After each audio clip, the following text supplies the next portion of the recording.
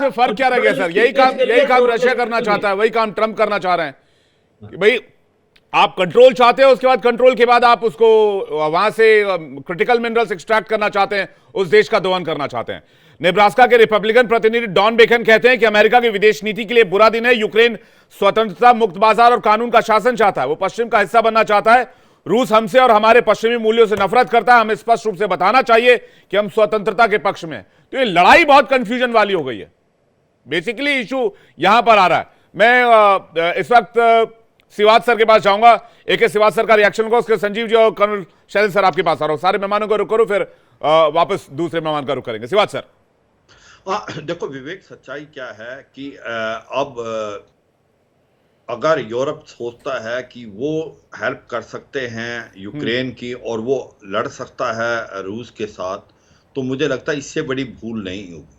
क्योंकि सच्चाई यह है कि यूरोप खुद डिपेंडेंट है यूएस पे। अगर आज यूएस की जो ट्रुप्स डिप्लॉयड है वहां पर सेकेंड वर्ल्ड वॉर के बाद, तो कम से कम 10,000 से 15,000 ट्रुप्स वहाँ हैं। न्यूक्लियर जो फैसिलिटीज़ हैं, न्यूक्लियर मिसाइलें हैं, वो टर्की में भी हैं, जर्मनी में भी है, फ्रांस में भी है, स्पेन में भी है।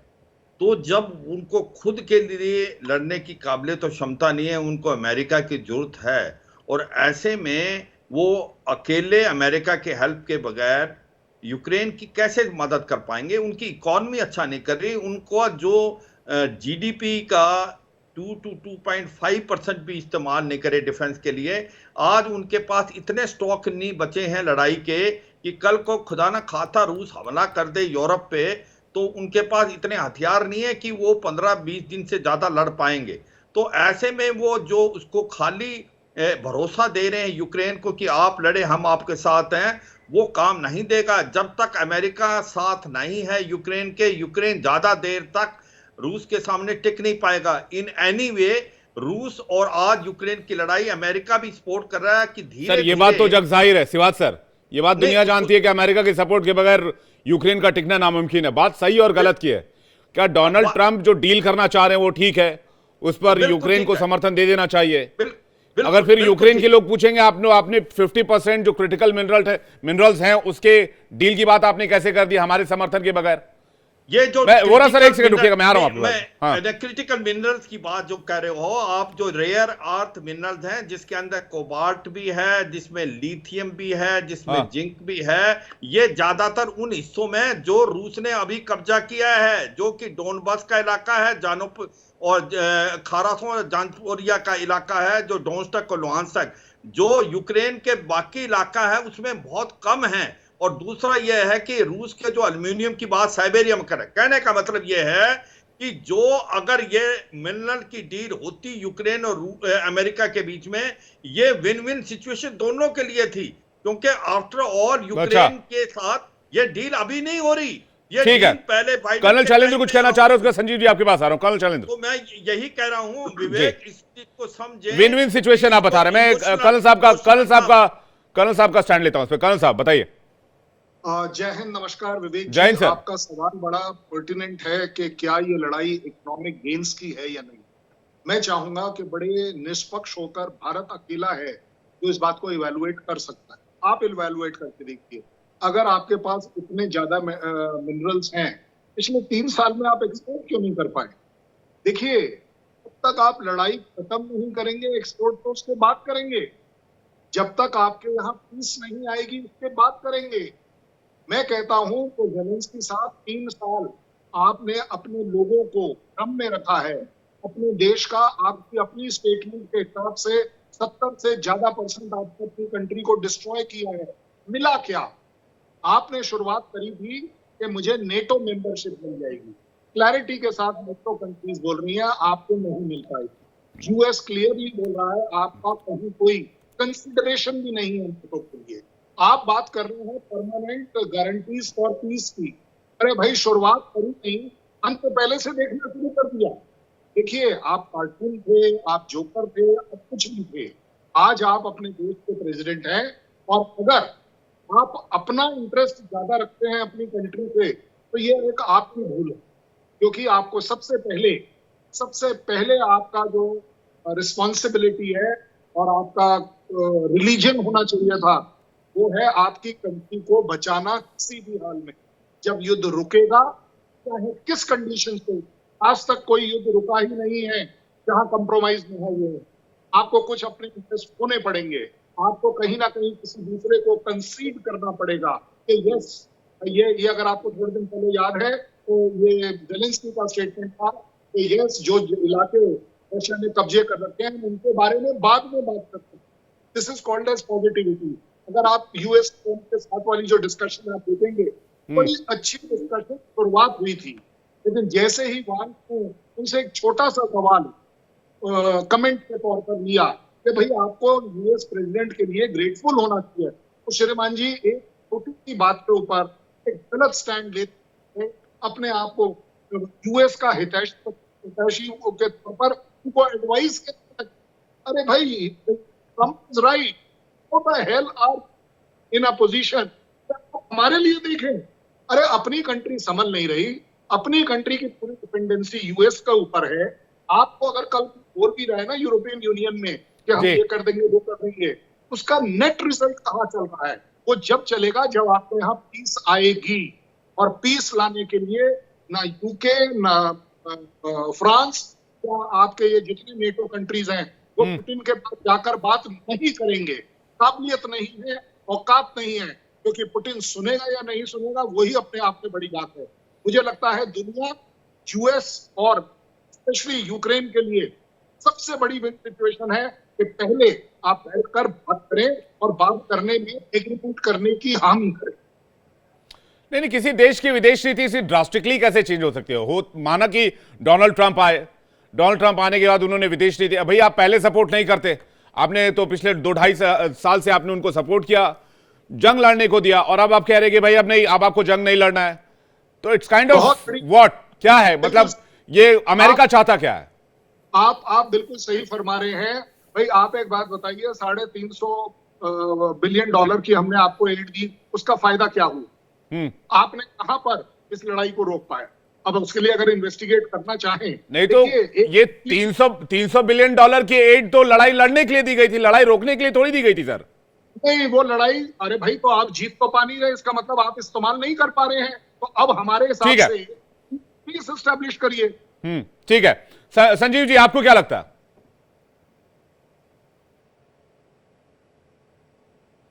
आपकी आवाज नहीं आ रही, जरा माइक चेक कीजिएगा प्लीज। Thank you. देखिए विवेक जी, सबसे पहले तो मैं ये कहूंगा कि जो डोनाल्ड ट्रंप, जो अमेरिका के नए राष्ट्रपति हैं, उनका जो युद्ध को रोकने का जो विचार है वो एक ग्रेट आइडिया है, एक बड़ा विचार है, और ये युद्ध समाप्त होना ही चाहिए। इस युद्ध में पिछले 3 वर्षों में सिर्फ तबाही और बर्बादी के सिवाय कुछ भी नहीं हासिल हुआ है। चाहे वो यूक्रेन की जनता हो, जो कि सबसे ज्यादा उसको त्रासदियों का सामना करना पड़ा, यूक्रेन के सैनिकों ने अपनी शहादतें दी हैं, रशिया के सैनिकों ने अपनी शहादतें दी हैं, रशिया को भी इसमें हैवी लॉसेस हुए हैं। आज रशिया को नॉर्थ कोरिया के सोल्जर्स का इस्तेमाल करना पड़ रहा है, ईरान के ड्रोन्स का इस्तेमाल करना पड़ रहा है, नॉर्थ कोरिया की बैलिस्टिक मिसाइल्स का इस्तेमाल करना पड़ रहा है। और यूक्रेन तो जाहिर है कि वो जिस युद्ध को डोनाल्ड ट्रंप ने तो 15 दिन कहा, जबकि जेलेंस्की ने कहा कि ये 3 दिन में नहीं लड़ पाते, तो ये जाहिर है कि ये जो युद्ध है, इस युद्ध में सिर्फ और सिर्फ तबाही और बर्बादी के सिवा कुछ भी हासिल नहीं हुआ है। और मैं एक बात और भी ऐड करना चाहता हूं कि न सिर्फ रशिया और यूक्रेन को इसमें लॉसेस हुए हैं, बल्कि पूरी इंटरनेशनल कम्युनिटी को लॉसेस हुए हैं, चाहे वो फूड सप्लाई चेन्स हो, चाहे वो एनर्जी सप्लाई चेन्स हो, चाहे वो फर्टिलाइजर सप्लाई चेन्स हो। लो एंड मिडिल इनकम कंट्रीज जो एशिया और अफ्रीका के हैं, कई की इकोनॉमीज डूब गई, कई के, और पूरे विश्व का जो इन्फ्लेशन का जो क्राइसिस है वो और अधिक गहरा गया। कोरोना का तो एक संकट था ही, लेकिन ये जो मैन मेड क्राइसिस जो खड़ी की गई, जो कि रशिया यूक्रेन युद्ध के रूप में सामने आई, इससे पूरा विश्व प्रभावित हुआ है। और इस युद्ध को समाप्त होना ही चाहिए। भारत के प्रधानमंत्री श्री नरेंद्र मोदी ने डे 1 से इस बात को कहा कि यह युग जो है युद्ध का युग नहीं है, और इस युद्ध का अगर कोई भी समाधान कभी भी निकल सकता है तो वो सिर्फ और सिर्फ नेगोशिएटिंग टेबल पर बातचीत के माध्यम से ही निकल सकता है। और भारत के प्रधानमंत्री श्री नरेंद्र मोदी की ये जो बात है पूरी तरीके से आज चरितार्थ साबित हुई है। निगोशिएशंस और डायलॉग के सिवा कोई विकल्प नहीं है। दूसरी बात मैं विवेक जी ये कहना चाहता हूं कि रशिया और यूक्रेन के युद्ध की जो वास्तविक जो प्रकृति ये है कि ये इनडायरेक्ट तरीके से महाशक्तियों के बीच में लड़ा जा रहा युद्ध था, और यूक्रेन का जो इस्तेमाल है वो बैटल ग्राउंड के तौर पर महाशक्तियां कर रही। महाशक्तियां यूरोपीय जो थिएटर है, यूरोपियन थिएटर, वहां पर वो डोमिनेंस की लड़ाई लड़ रही थी। रशिया अपने पुराने सोवियत यूनियन के गौरव को हासिल करना चाहता है। अमेरिका और नेटो अपनी जो एग्जिस्टिंग हेजीमोनी है उसको वो डिफेंड करने की तहत उन्होंने लड़ाई लड़ी है, और ये लड़ाई 3 वर्षों तक दोनों ने लड़ी। बाइडेन एडमिनिस्ट्रेशन महाशक्तियां बातचीत करने के लिए तैयार नहीं थी, लेकिन डोनाल्ड ट्रंप जो कि एक ट्रांजैक्शनल व्यक्ति हैं, जो कि एक नए अनकन्वेंशनल अप्रोच के साथ कार्य करते हैं, शांति के पक्षधर हैं, डायलॉग और डिप्लोमेसी में यकीन करते हैं, डील मेकिंग में यकीन करते हैं, वो अब उनके आने के बाद से एक बड़ा बदलाव आया है। बहुत ही डोनाल्ड ट्रंप मुझे लगता है वो $1 भी कहां से बचा सकते हैं, इस माइंडसेट के साथ फिलहाल काम करते नजर आ रहे हैं। दीपक बोरा सर आपको कुछ कहना चाह रहे हैं? और मुझे लगता है डोनाल्ड ट्रंप की नीति के पीछे एलन मस्क एक बहुत बड़ा रोल निभा रहे हैं, जो कि अभी तक चर्चा में नहीं है। उनका माइंड बहुत जबरदस्त तरीके से डोनाल्ड ट्रंप के फैसलों के पीछे काम कर रहा है। संजीव जी कुछ पूरा करना चाह रहे हैं, उसके बाद बोरा सर मैं आपके पास आ रहा हूं। हाँ, देखिए, मैं ये कहना चाहता हूं कि ये जो स्पैट हुआ है वो ओवल ऑफिस में, इसका आशय ये नहीं निकाला जाना चाहिए कि सब कुछ खत्म हो गया है। मैं तो ये कहूंगा कि अभी शुरुआत हुई है। ये जो डायलॉग है, ये जो नेगोशिएशंस हैं, बड़े टफ होने जा रहे हैं। बड़े जटिल प्रश्नों का समाधान निकलना है। क्या यूक्रेन इस बात के लिए तैयार हो जाएगा?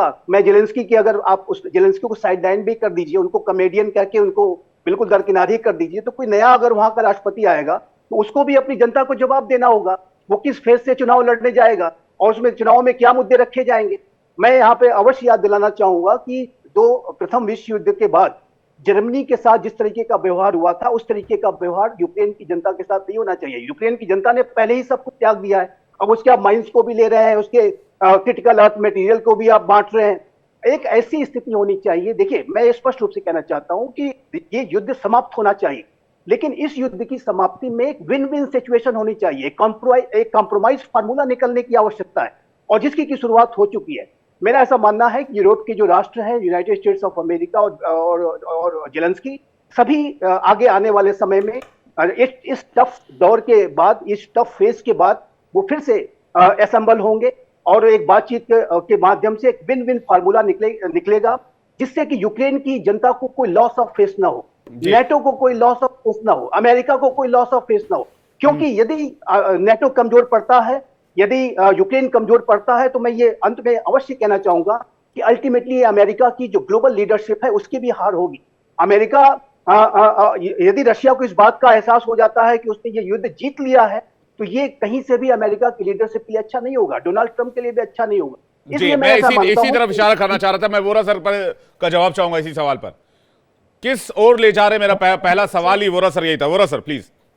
मैं बहुत बहुत धन्यवाद। मैं अपने सहयोगी जिनकी मैं बहुत इज्जत करता हूं, उनकी बात सुन रहा था कि शांति होनी चाहिए। मेरी 4 साल की ग्रैंड डॉटर भी यही कहती है, नानू शांति होनी चाहिए। ये तो सब लोग जानते हैं, कौन कहेगा कि जंग होना चाहिए, एक्सेप्ट फॉर दिस जोकर, ये जो सर्कस वाला। दूसरी चीज सर, क्या कहता है वो स्टारबक्स वाला, स्टारबक्स ने, क्या नाम है उसका, ब्रिटिश प्राइम मिनिस्टर, कि we will be with you as long as it takes. As long as it takes for what? किसी ने शांति की बात की है? रूस को हराने की बात कर रहे हैं। शांति आएगी जब रूस हार जाएगा। अबे दिमाग खराब है, भेजा फ्राई आप लोगों का। डोनाल्ड ट्रंप कहता है कि युद्ध विराम करो और फिर शांति की बात करते हैं। मैं इन्वेस्ट करूंगा वहां पर, देखता हूं आपके पास mineral. General Siwach, with full respect, आपको किसने कहा है कि वहां पे रेयर अर्थ्स और मिनरल्स हैं? यूएन की रिपोर्ट देखिए, देयर इज नो सर्टेनिटी। और जेलेंस्की डरता है, अगर अमेरिकन कंपनी ने इन्वेस्ट किया और कुछ नहीं मिला, मुझे जूता मारेंगे वो लोग। ये पैसा जब लग जाता है सर, अगर रिटर्न नहीं है, पहले तो जाके वहां पे आपको एनालिसिस करना है, असेसमेंट करनी है, वो भी नहीं हुई है। सोवियत संघ के जमाने की 2-4 रिपोर्टिंग हो रही है, नोबडी इज सर्टेन कि उसके पास है। इसीलिए जेलेंस्की हस्ताक्षर करने से भी डर रहा है। फाइनली सर, शांति की कौन बात कर रहा है? वो रूस को हराने की बात कर रहे हैं। रूस हारेगा, और यूरोप को पता है दैट दिस फेलो, एक व्यक्ति रहता है रूस में, उसका नाम है व्लादिमीर पुतिन। अगर उसको लगा कि रशियन फेडरेशन के ऊपर खतरा है, वो ब्रह्मास्त्र का प्रयोग करेगा। सर, एक सर्वे जरूर करिए, आपका तो बहुत बड़ा चैनल है। कितने करोड़ यूरोपियन मरने को तैयार हैं यूक्रेन के लिए? एक नहीं मिलेगा आपको। करोड़ों की तो बात भूल जाइएगा कि हम क्यों मरे उसके लिए। So the reality is what Trump had said, युद्ध विराम, उसके बाद हम बैठेंगे। और आप जो सिक्योरिटी गारंटीज की बात कर रहे हैं, उसका मतलब नॉन नेटो मेंबरशिप में वही गारंटी। लेकिन अगर मेरी कंपनियों ने यूक्रेन में इन्वेस्ट किया, रूस वहां पर हमला नहीं करेगा, क्योंकि फिर वो। लेकिन युद्ध विराम की शर्त क्या होगी सर? दीपक बोरा सर, युद्ध विराम मतलब रशिया की विक्ट्री, और डोनाल्ड ट्रंप के आने के बाद रशिया ने आक्रमण बढ़ाए हैं, न कि कम किए हैं। ये बात भी उतनी ही साफ है। आप 2 दिन पहले बढ़ाए हैं ना, जब ये आप देख रहे हैं कि क्या यहाँ पर हो रहा है, किस तरह से एक दूसरे के साथ गाली गलौच ये कर रहे थे, तभी तो उसने बढ़ाया। कि डोनाल्ड ट्रम्प ने कहा तुम जाओ यार, तुम जाके पिज्जा खाओ इटली में या जो करना है। ये जो शोक सभा इस समय हो रही है लंदन में, it's not a summit sir, शोक सभा है। कुछ नहीं होगा, बड़ी बड़ी स्पीचेस, हाथ मिलाए जाएंगे, और आपने देखा कि बहुत कम लोग मुस्कुरा रहे हैं। कितने समिट हो चुके हैं सर? एक इंडियन प्लान था, एक ईयू का प्लान था, एक अफ्रीकन यूनियन का प्लान था, एक चाइना का प्लान था, एक भूटान का प्लान था, एक श्रीलंका का प्लान था फॉर पीस। कौन सा चला है सर? शांति आएगी जब व्लादिमीर पुतिन डिसाइड करेंगे कि मैंने इनको डीमिलिटराइज किया है, डीनाजिफाई किया है, और इनको नेटो में नहीं आने दूंगा, तब शांति आएगी। उसने अपने इरादे बदले नहीं है। ज़ेलेंस्की साहब तो बदलते रहते हैं। तो डोनाल्ड ट्रम्प तो गेंद पूरा का पूरा फिर पुतिन के हाथों में डाल रहे हैं। गेम तो यही है फिर 100%। वो दोस्ती चाहते हैं पुतिन के साथ। चीन, उनका दुश्मन चीन है सर। चीन जो हाइपरसोनिक मिसाइल इधर उधर फेंकता रहता है, पुतिन नहीं है उनका दुश्मन। The Russians want to be Europeans. They waited 10 years जब सोवियत संघ टूटा, 10 साल हाथ जोड़ते रहे, हमें स्वीकार करो, नहीं किया आपने स्वीकार। मैं तो रहा हूं उस एरिया में सर, आपका राजदूत रहा हूं in post Soviet space. I've served them, मैं जानता हूं। For them, the gold post, the gold standard is America, sir, for the average Russian. लेकिन अमेरिकन रशियंस के साथ कैसे आएंगे? अगर डोनाल्ड ट्रम्प चाह रहे हैं कि चाइनीज उनके दुश्मन है, वो जान रहे हैं इस बात को। दूसरी सबसे बड़ी इकोनॉमी है चाइना, $236 बिलियन के आसपास उनका रक्षा बजट है, $900 बिलियन, $800 बिलियन के आसपास यूएस का रक्षा बजट है। लेकिन अमेरिकन कभी इस बात पे राजी नहीं होंगे। अमेरिका के घर में लड़ाई शुरू हो जाएगी, अभी शुरू हो गई है यूक्रेन को लेके। सिवाद सर आपको कुछ कहना चाह रहे हैं? सिवाद सर, उसके बाद मैं ओपी तिवारी सर आपके पास आ रहा हूं। हाँ देखो, जो दीपक बोरा साहब कह रहे थे कि भाई मिनरल्स का, तो मैं यही बता रहा था, जो मिनरल्स हैं वो अगर हैं भी यूक्रेन में, तो उन इलाकों में हैं जो रूस ने जीत लिए हैं। वो चाहे डोनबास का इलाका है, जापोरिया, खारासोन, तो जो यूक्रेन का दूसरा इलाका, उसके अंदर कोई खास मिनरल्स है नहीं। बट उस बात को अलग रखते हुए थोड़ा आगे बढ़ते हैं कि क्या ये शांति इतनी आसानी से आ सकती है। देखो रूस की क्या डिमांड है। रूस कहता है कि जो इलाका हमने जीत लिया वो नॉन निगोशिएबल है, इंक्लूडिंग क्रीमिया। दूसरा कि हमें एक अंडरटेकिंग दी जाए राइटिंग के अंदर कि यूक्रेन नेटो में दाखिल नहीं हो पाएगा। दो ये इनकी रेड लाइन है। और जेलेंस्की क्या कहता है या यूरोप क्या कहता है कि जो इलाका इसने जीत लिया है उसको निगोशिएट किया जाए, इंक्लूडिंग कुर्स्क जो कि यूक्रेन ने जीता है। और दूसरा ये है कि कोई ना कोई एक प्रकार सिक्योरिटी गारंटी मिलनी चाहिए यूक्रेन को।